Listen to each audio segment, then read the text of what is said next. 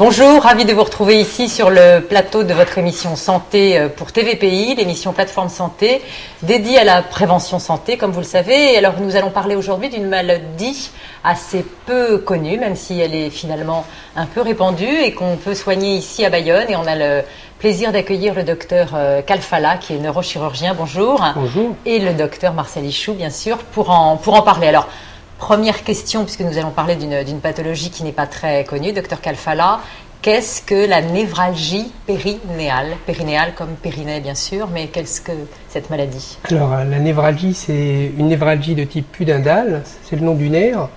On a un nerf qui assure l'ensemble de l'innervation du périnée, qui s'appelle le nerf pudendal, et qui assure à la fois la sensibilité et la motricité, donc les muscles du périnée.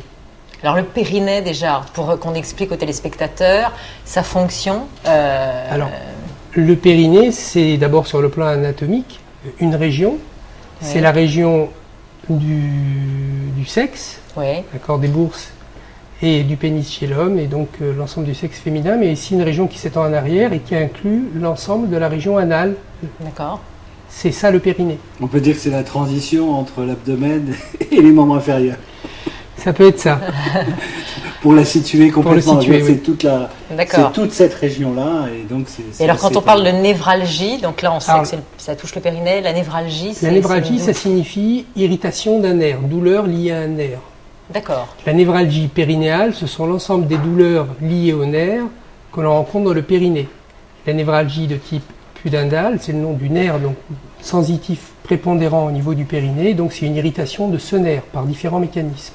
Alors, c'est malheureusement, je crois, une pathologie qu'on a du mal à déceler parce qu'il n'y a pas de signe en termes de clinique. Je crois qu'on peut s'il y a une clinique, si justement. Alors, on peut pas avoir au niveau des analyses, de certains examens.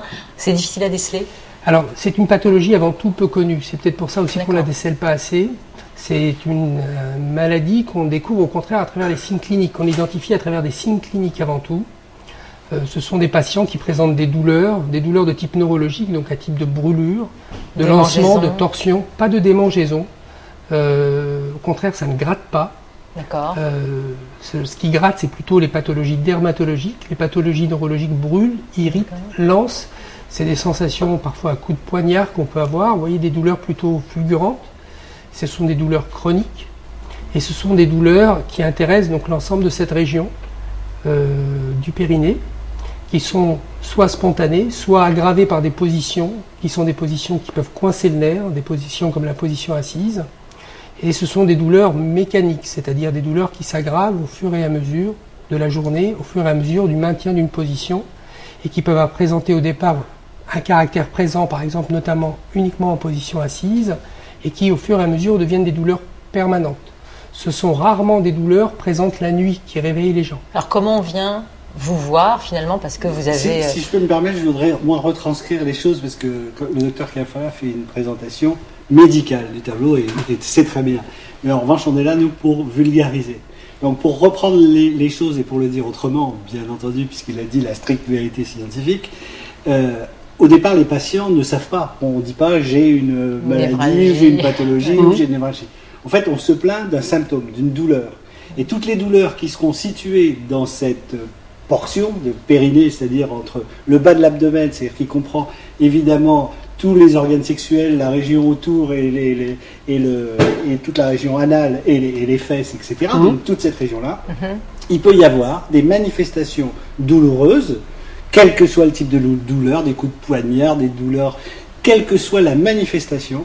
Le problème est, comme c'est une maladie qui est peu connue, le gastro-entérologue va aller rechercher les pathologies qui sont liées au tube digestif, le gynécologue, les pathologies qui sont liées, ce qu'il connaît. Or, je crois que ce qui est important, c'est de dire qu'en fait, tout ça, derrière tout ça, il y a une pathologie du nerf, donc le nerf pudendal, mais à la limite, il y en a d'autres. Il y en a d'autres. Et qui vient d'être décrite, c'est-à-dire que c'est rare, mais c'est une découverte extrêmement récente, comme on a pu découvrir au 19e siècle des pathologies, on vient de découvrir, c'est quand ? Il y a une vingtaine d'années. Oui, mais enfin c'est récent. 20 ans à l'échelle de la médecine. On avait mal avant, mais on ne savait pas que c'était lié à cette... Les gens ont mal et les gens n'osent pas consulter, parce que ça touche quand même une sphère intime. Ce sont des gens qui sont considérés souvent comme psychiatriques. Parce que si on leur fait des examens, un scanner, une IRM, on ne trouvera rien de particulier. Comme on ne trouve rien de particulier si on fait une IRM à quelqu'un qui souffre d'un canal carpien, c'est le même principe. Ce sont des douleurs avec une imagerie normale.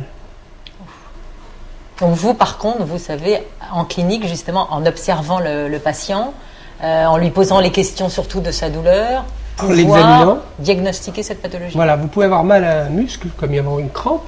Si on vous fait une IRM de votre muscle quand vous avez une crampe, on ne trouvera rien de particulier dessus. Par contre, cette crampe va avoir des manifestations douloureuses. Vous allez vous plaindre d'une douleur et si on vous fait des examens, on ne verra rien de particulier. Souvent, ce sont donc des patients qui ont déjà consulté et qui ont consulté d'autres spécialistes Bien sûr, qui n'ont pas forcément la connaissance de cette pathologie qui commence à être de plus en plus connue par le monde médical. Ce sont des patients qui, au premier réflexe face à une douleur dans la région périnéale, vont consulter pour les femmes leur gynécologue, pour les hommes leur urologue. Et d'ailleurs, un grand nombre de diagnostics initialement de prostatite qu'on donnait chez l'homme, des prostatites qu'on disait complexes parce qu'on ne comprenait pas très bien le mode de manifestation, se sont révélés être des douleurs liées à une gêne du nerf du périnée, le nerf pudendal qu'on évoque. Alors j'aurais vraiment envie maintenant, dans cette partie d'émission, parce qu'il faut vraiment qu'on dise aux gens, parce que je crois que vous parliez de 2 à 3 quand même % de la population, c'est pas si peu fréquent. C'est difficile de donner des chiffres. C'est difficile de l'estimer puisque les consultations sont des consultations qui ne sont pas fréquentes en France. Il y a à peu près 4 ou 5 centres qui consultent et qui prennent en charge cette pathologie. Ouais. Alors, moi, à Bayonne, je suis formé par l'équipe nantaise, l'équipe qui a décrit cette maladie. Et étant donné que je travaille actuellement sur Bayonne, j'ai développé la même prise en charge ici. C'est une prise en charge qui doit être toujours pluridisciplinaire. Alors, ce mot pluridisciplinaire est un mot actuellement à la mode, mais dans le cadre de ces douleurs-là, il est indispensable. Que plusieurs spécialistes se réunissent face à un patient, comme on le faisait à une certaine époque dans les facultés de médecine, pour donner une autre vision du diagnostic. Chaque patient va voir l'urologue qui connaît par exemple sa pathologie, le gynécologue qui connaît sa pathologie, mais il n'y a pas de moyen de concertation immédiate en présence du patient. Cette approche permet la concertation immédiate des connaissances qui sont très spécialisées des différents médecins et d'aborder finalement l'ensemble des diagnostics que l'on peut évoquer de toutes les maladies et d'arriver au nom à la conclusion d'une maladie commune que connaît bien l'urologue ou le gynécologue ou le proctologue, ou d'évoluer vers des maladies moins communes qui concernent les structures qui enveloppent ces organes génitaux, qui sont les muscles, les nerfs, les os, qui peuvent s'exprimer eux aussi dans la douleur. C'est plutôt un diagnostic d'élimination ou non, pas forcément? À une certaine époque, quand on ne connaissait pas cette pathologie, maintenant, on a même établi des critères qui permettent de poser le diagnostic de certaines névralgies. Et dans les équipes entraînées à voir ce type de problème, on retrouve un discours qui est similaire quand les gens présentent ce type de diagnostic. Et par la clinique, on arrive à poser un diagnostic que l'on va confirmer secondairement, pas par des examens, puisque les examens sont pauvres, mais par contre par des tests où on arrive à localiser quel est le nerf douloureux, où on va l'endormir. Et en endormant ce nerf de manière transitoire, par ce qu'on appelle une infiltration, on va voir ou non si les douleurs cèdent définitivement pendant la période de l'anesthésie. Ça signe le diagnostic? Ça confirme le diagnostic.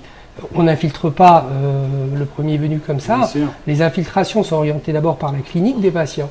Il y a des manières d'examiner un muscle, comme c'est le faire le kinésithérapeute. Il y a des manières d'examiner les différents organes, comme le savent le faire chaque spécialiste.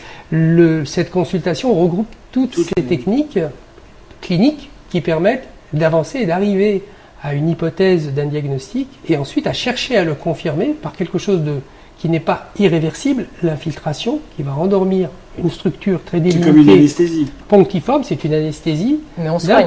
Alors, cette infiltration, parce que ça c'est important pour les gens qui peuvent souffrir de cette pathologie, on la soigne? Alors, on la soigne, mais je voudrais quand même insister un tout petit peu sur cette infiltration. On est face à des patients où maintenant, on les découvre un peu plus tôt, puisque ça commence à être un peu connu, mais on est dans des moyennes de 2-3 ans. Il y a encore 2-3 ans, c'était 4-5 ans d'évolution.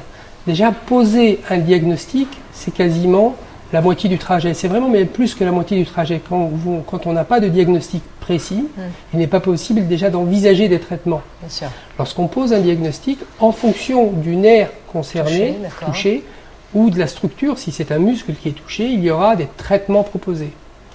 il y a des traitements avec des solutions. La pathologie, la maladie qui est actuellement la mieux connue, qui a permis de bien cartographier les douleurs du périnée, c'est effectivement la névralgie du nerf pudendal, on l'appelait à l'époque le nerf honteux d'ailleurs. Et ce nerf, il y a une approche de traitement par infiltration qui permet de poser le diagnostic et de soulager un certain nombre de patients. Et